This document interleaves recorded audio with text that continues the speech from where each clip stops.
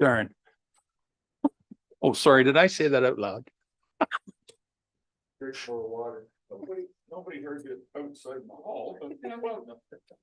All right.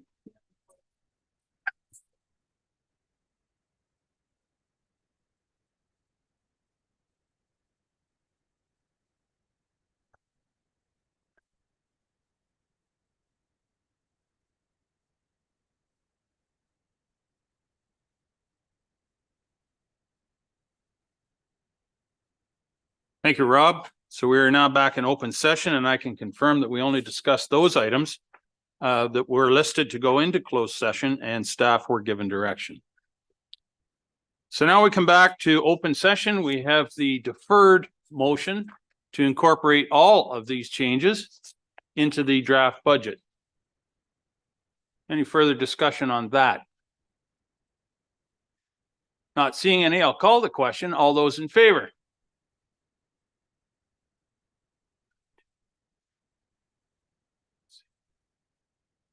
Sorry. Just so we're clear, the motion is to incorporate all of these reductions in the draft budget. You understand? Any questions? Okay. All right. I wondered, but anyway, okay. So we're all clear on that? Okay. And I've got that correct, have I? Kevin, Councillor Eccles, you made that motion. Do you want to speak to it? Yes, this will include and give us a very good overview of what it would look like when those things are in. We can do it one of two ways.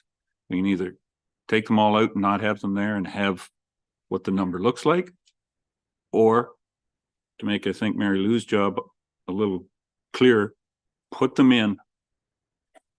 Then we can see the effect that it's having on the overall total budget. What I said towards Ms. Maktrizov, we can put those back in or discuss it, but my mind is we've got to do something here so that Mary Lou can get that document to us on December 1st. This would make it clear what it is on December 1st. And it'll be noted that way. Thank you, sir. Any further questions? Kim? No? Yes? No? All right, so include all of the cuts that are proposed in this document in the draft budget, including the level 3 cuts. Okay. So everyone's clear on what we're doing. Councillor Nielsen. Thank you, Warden Milne. So in terms of budget presentation, if the motion that's on the floor passes, the budget would come forward showing a 4.0% plus or minus given other direction given them by this council. Will the items cut from following this direction be shown on a list as part of the budget documentation that gets handed to the council? So when we're making further decisions on the budget, items could be added back in or discussed in the future. Just making sure for clarity of the budget won't have, these items aren't even there, can't be understood what was removed. Through you, Mr. Warden. So we can do this one of two ways. We can prepare the budget with the adjustments that were just made in closed session, which takes us to a levy increase of $6,883 and change, which is a 9.9% increase, and continue to discuss the items that are listed on level 1, 2, and 3 in the budget process. Or we can take what Councillor Eccles has recommended. We can take the adjustments that were made in closed session. We can add in all the reductions that are shown here for levels 1, 2, and 3. And then you could add them back in. It's a question of how you wish to proceed. With them in and discuss, or with them out and discuss putting back. So the motion would take all of these out of the draft budget. All right. Any further discussion? Councillor Gray. I seconded it because when we get back into December 1st, I'll have these sheets with me and I'll take a look at $1 million that we're going to remove today. And that'll be something that I bring back for discussion down the road, because I think it's important, but it's part of the process, gets us started. So we will all go through that again. We'll have our print offs. The information doesn't vanish. So that's why I've seconded and still support the motion. Okay, thank you. Any further discussion? Counselor Mackey. Thanks, Mr. Warden. I would rather see everything left in, and then when we get to December 3rd, we know that we've got to start removing more things, but I'd rather see what that number is with the adjustments that were made and closed. And then start working our way back down, because there's a lot of things that I don't think there is any appetite to support in removing all of them. So that's why I don't support going this way. Thanks. Okay, thank you. Any further discussion? Counselor Dickert has his hand up. Thank you, Warden Milne. Just for Mary Lou, when you said that came to 9%, that was before or after growth was averaged in? So like the tax effect would be 9% and the tax effect would be 7%. For you, Mr. Warden, so Councillor Dickert, the 9.9% after the conversation enclosed is after growth. So the actual impact to the taxpayer is less than 9.9? Currently, it's sitting at 9.9 before any further adjustments and discussion December 8th and 15th. So I'm okay. I'm a little thick on this one. So the assessment growth will not reduce that any? It's already included, Counselor Dickert. The assessment growth is already included in the 9.9%. Okay, good. Now, was there another hand over here? No. Okay. I'm going to call the question. All those in favor? Opposed, if any? That fails. All right. Absolutely, you can. So a recorded vote has been called, Madam Clerk.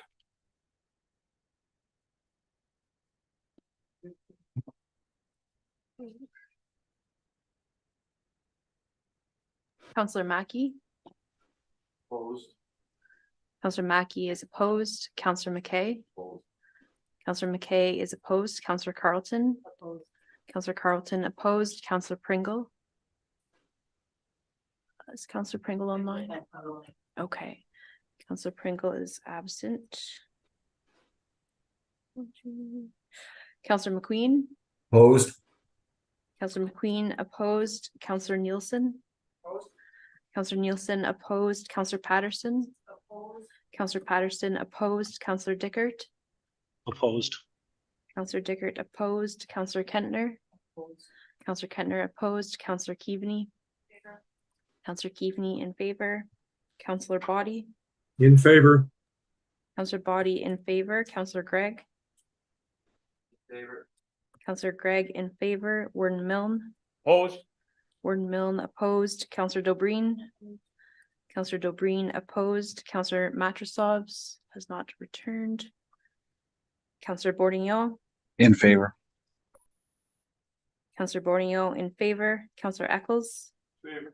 Counselor Eccles is in favor. Counselor Hutchinson. In favor. Counselor Hutchinson is in favor. Counselor Matrosov just. Okay. I don't know if I should interfere. That, sorry, pardon me.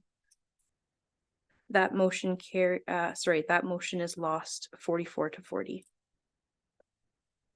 Thank you.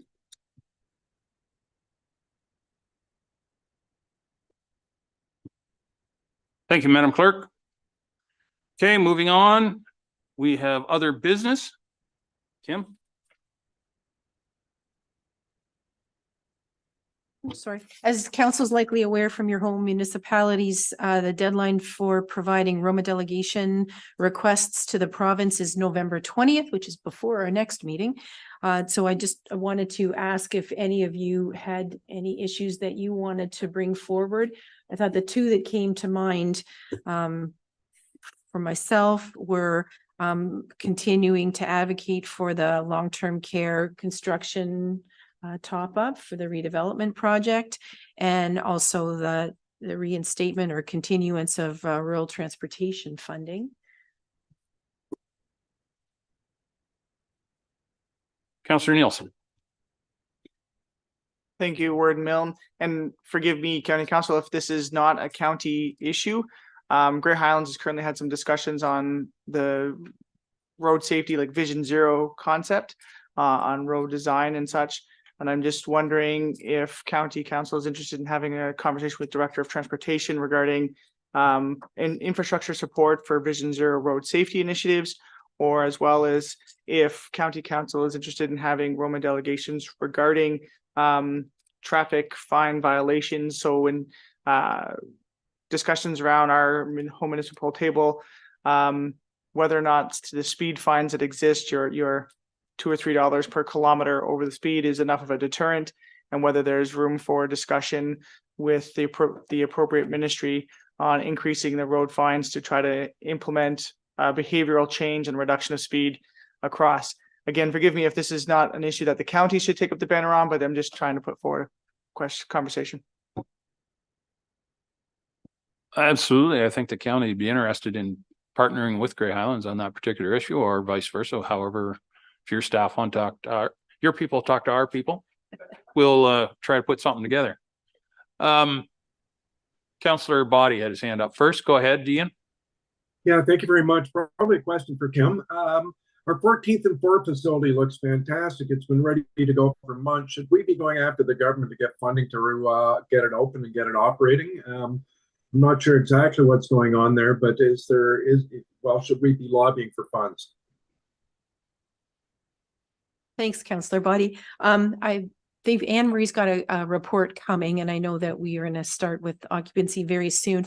We have delegated on the funding that should rightly be coming through the province to CMHA for staffing for supportive housing. But if it's the will of council, we can certainly ask again. It should be. I would suggest that we hammer in that door again, because I think it's pretty important, and we do have a building sitting there that's ready to go. Yep, point taken. Good, Councillor thank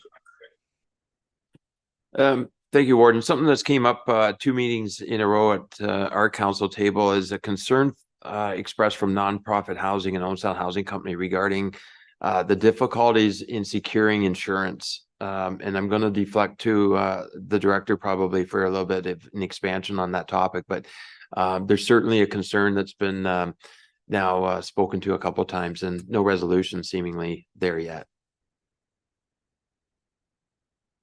Through you, Mr. Warden. The chair of the nonprofit, Ruth Lovell, myself, and Sherry, the executive director, have a meeting with Minister Calandra on November 28th. Sorry.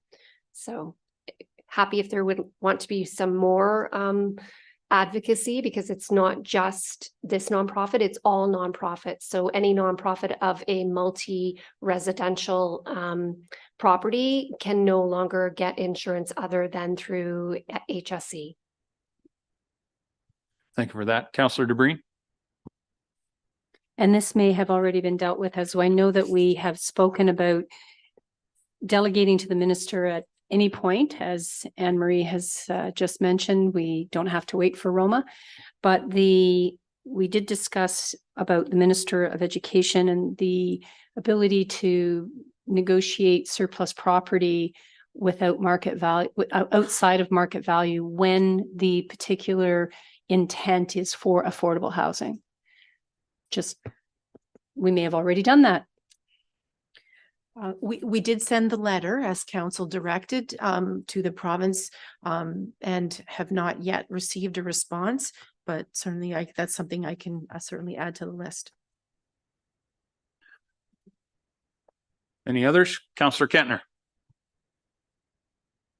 I would certainly appreciate if we did depute on that. And I just wondered, have we deputed to this point on in-clinic care versus home care? Like that was just sort of dumped on us. And I heard about that first in the Community Services Committee, and now it just seems to be a fait accompli. And it's extremely disruptive to people being, treated for many, many kinds of things. We did delegate on that matter at AMO, and quite frankly, the minister was rather disinterested in our delegation. But nonetheless, she is aware of it, and we'll continue to make her aware of it. Councillor Mackey. Thanks, Mr. Warden. We've been running into difficulty, and I'm sure others have, with MTO and entrance permits, and it's really difficult, for growth and development because of the hard line that they're taking along the provincial highways. So I'm not sure if it wouldn't be beneficial to have some delegation with MTO in regards to, they talk about more homes and, even existing entrances that, they won't allow those to, for people to want development. So I'm not sure if the minister is really aware of how it is stymieing, growth in rural Ontario, but just something we've been finding happening anyways. It's just a flat no from them, and you need to come up with a justification as to why, and it doesn't really seem to be the right process. Pat, do you have a comment on that? Or Randy? Yeah, definitely. We've run into similar challenges, whether it's through a development process or others that we're hearing in terms of similar concerns in the past.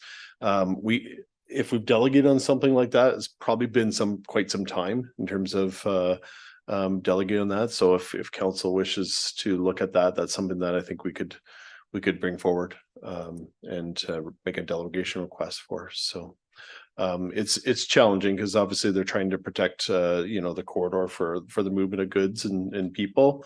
But at the same time, we think there's opportunities still for flexibility to be able to work together on some of those things. Thanks, Randy.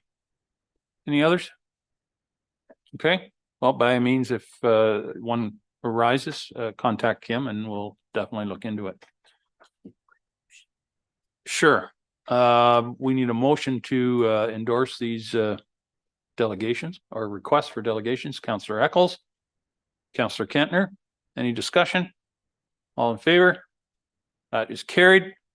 Is there any notice of motion? Sorry, I can't see the folks online. Nope, no notice of motion online either. One more motion. Councillor Nielsen and Councillor Patterson. All those in favor to adjourn? We stand adjourned.